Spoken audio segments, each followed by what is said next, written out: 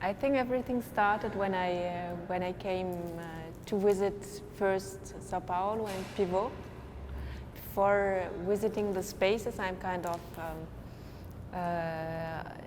I'm not really sensible. Everything goes through the brain and can go through research, but it doesn't really help to find any shape or any ideas. I have to really experiment the space and especially the surroundings, so the city condition. And when you invited me to come to São Paulo a year before the show, I think it was a good time gap to just to imprint and then to go to a rational way and a practical way to find shapes. And this first step of observation and imprinting was also the way that I perceived the city, that things are so much printed in the skin of people, and positions of bodies, horizontal or vertical, are saying so much about the life and the city that is influencing humanity. Yeah, that was the starting point.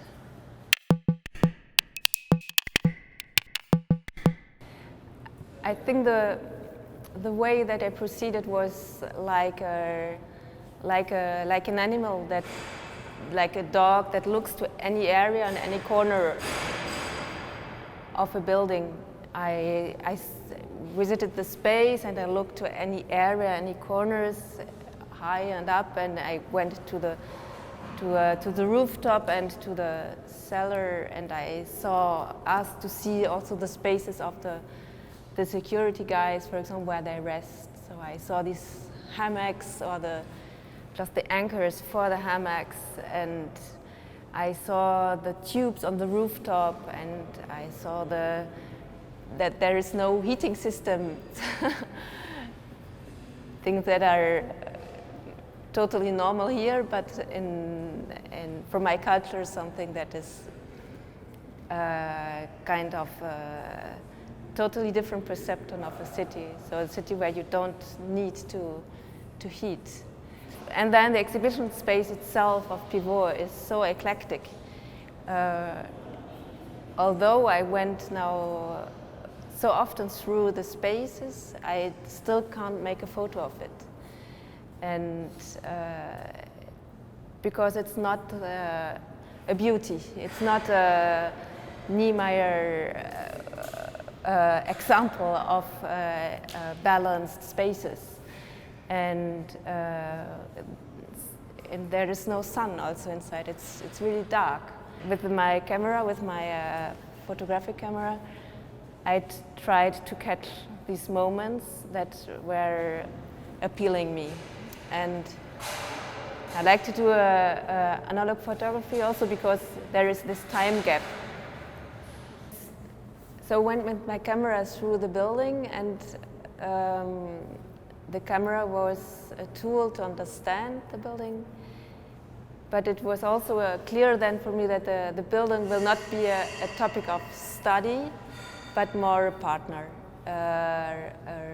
to discuss or to know each other a bit better. And yeah, I like to do these analog photographs because they are giving an interesting time gap in between shooting and then discovering the image a month later. And it's also only a very short selection of point of views. And it's never the whole picture, it's only one detail, but a detail and a detail and detail, it gives never a moral, but a perspective. And in this way I attempted to approach.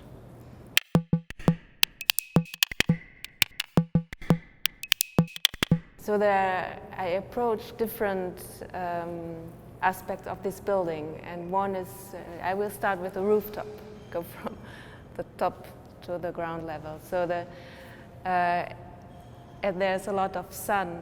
I thought we will just make a recording work in also this time before the exhibition, the time where I think and also people are helping to prepare should be printed somewhere. And so I just let fabrics on the rooftop on different places where you have the pipes or where you have something like a terrace, but never, there were only side passage. It was never for example, the place where the helicopter could sit down. So these spots were just pointed out with this fabric for a couple of months, and now we took them down, and it's like an abstract photography of the time and the space that we're crossing. And then a project that we will do is the falling sculpture. It's called Horizontal Words. So it's a sculpture in clay that falls from the rooftop to the ground. So it's a rolled shape, like a body shape, body size and weight that will have an impact on the ground. And it's called horizontal words because only with the contact of the horizontal line the shape will be defined before it's flexible. And so I come back to once again to the street where everything started in my mind. And there is then on the back side of this sculpture will be the imprint of the street, because clay takes everything that you give to him. It absorbs everything.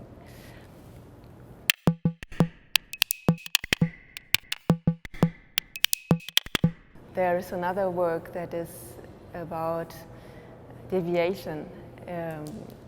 It's about the rain. So we will have a funnel that collects water from the outside, brings it to the inside, and gives it back to the outside. So in the end, it doesn't make any. It's a fountain, but it's a fountain that only works when it rains, and it also works with the deception. But because whenever you come, it doesn't mean that you will see something happen. Nevertheless, it's important that it's there, as so many things have an impact and an importance, although we don't look at them.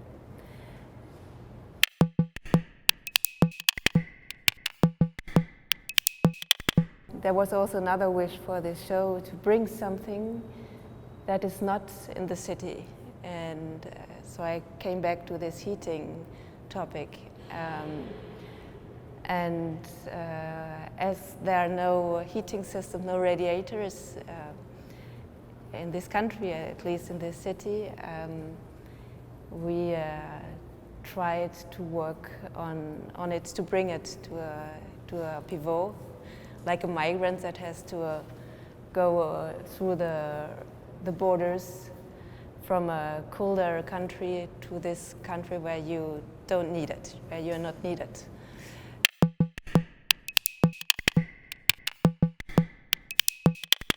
I was reading the newspaper almost a year ago, and there was something with Avalanche, and then I thought that's really how I felt when for the show, for Brazil, and for this moment of change and collapse, and also a little link to humor.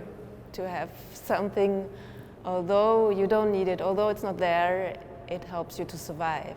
And that's also something that I felt very strong with the people that I met here. There is this, although there are a lot of avalanches going on in the last years, there is this energy to survive and to do also something with everything that you can collect of energy. And I really believe in that. That also in an avalanche, it's a moment where you don't see because everything is in trouble, but it mixes it up also, and then something new will happen.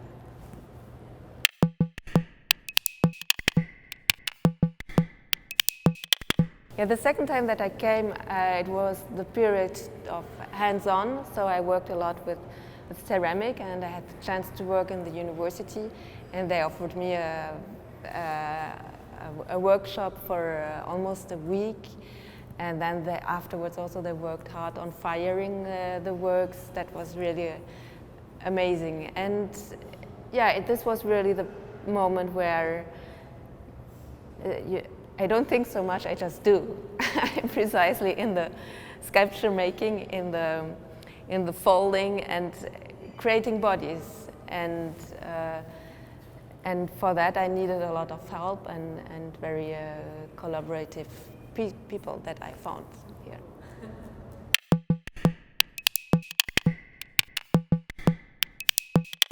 Yeah, another work is a balance. It's called Balance for Books, and it's a metal bar that is divided and divided and divided and then assembled again. So it's a unit. And on one hand you have nothing, and on the other side you have lemons. And these lemons are alive, so they lose weight in time. And when they lose weight, the balance, which is a real balance, is disbalanced. So it's an organism. It's something that changes in time, and you have to take care of it. And this is something that I give over to the people in the space, because I will not be here anymore. So, like a clock that is always wrong, you have to change these lemons, or like your cactus or your pet, you have to take care of it and look at him, otherwise it will die. And so in that way I think that any exhibition is something that is alive and porous, and never decisions are taken for granted or forever, and it's always to adjust, and I'm really suspicious of decisions that are taken forever. So whenever I assemble sculpture elements, for example, a ceramic with a belt. So it's a position which is under tension, but after a certain moment you lose the tension, and then you can take it off. So it's not something that is forever in this position, and I really believe in that. The decisions should be revisited, and in a very sculptural way, but also in a more communicative way. It's an agreement between the space, people living in the space, and the sculpture. This discussion should always be rediscussed.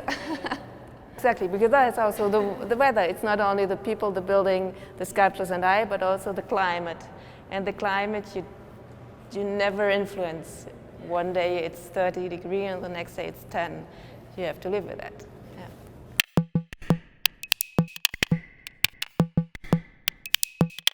Yeah, there is this plant topic that we bought 2 plants in the aim to cast them in bronze, but finally that would not happen.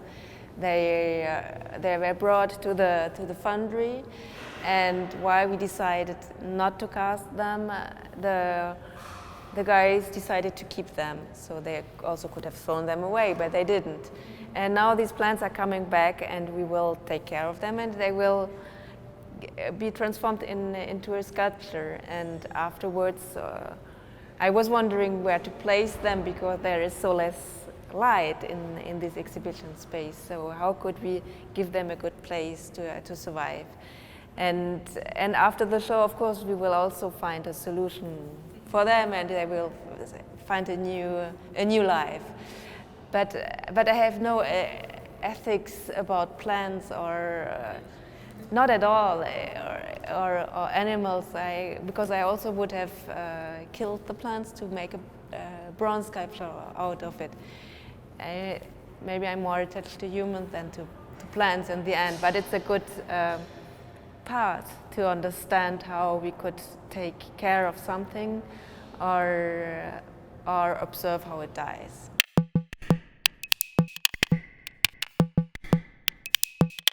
Yeah, there's another work that is called Sand, and these are bits of construction materials which we collected in the building or around Copain, and yeah, they are like a photography of the materials that are used here, and these are all smashed into small bits, almost sand size, and that's how how sand is produced in the end, no? Made of rocks and local environment that is by a lot of energy transformed from a solid to something vulnerable, the sand. And in the end, it's also why we did that. It's also the process of the gold mines, no? That you can to wash it and to let it go through a passoire, I don't know in English, to collect the bits that you want to keep and the others that you don't want to make this selection. And it's a very long and monotone work, but to take the time also for these kind of works is super important, I think.